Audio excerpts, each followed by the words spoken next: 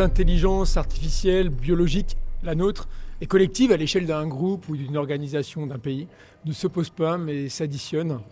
Que finalement l'IA vienne nous augmenter dans nos capacités à anticiper des événements, booster nos analyses, créer de nouvelles expériences ou encore diagnostiquer des anomalies.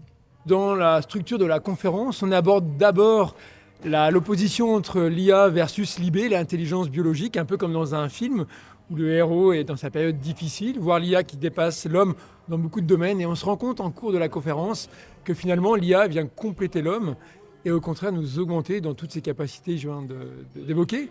Donc on aborde les peurs dans la première partie et on finalise par le moment un peu catalytique où le héros reprend le pouvoir sur l'IA et ça se termine par une collaboration des intelligences avec des anecdotes et des exemples d'entreprises. Pepper, il a un double rôle. D'abord, c'est un robot français qui a été revendu aux Japonais puis aux Allemands. Mais c'est un bijou français à la base.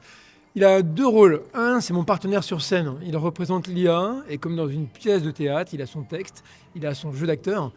Deuxième chose, on a créé des démos technologiques dans mon lab Magic Lab avec Capgemini, dans leur lab innovation, où on a poussé finalement le computer vision de Pepper jusqu'au mentalisme basé sur la détection des émotions.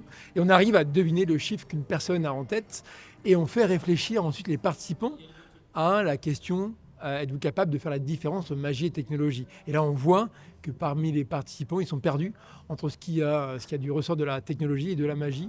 Et c'est une porte d'entrée finalement à réfléchir au potentiel et aux limites de la technologie à travers cette démo, tout simplement.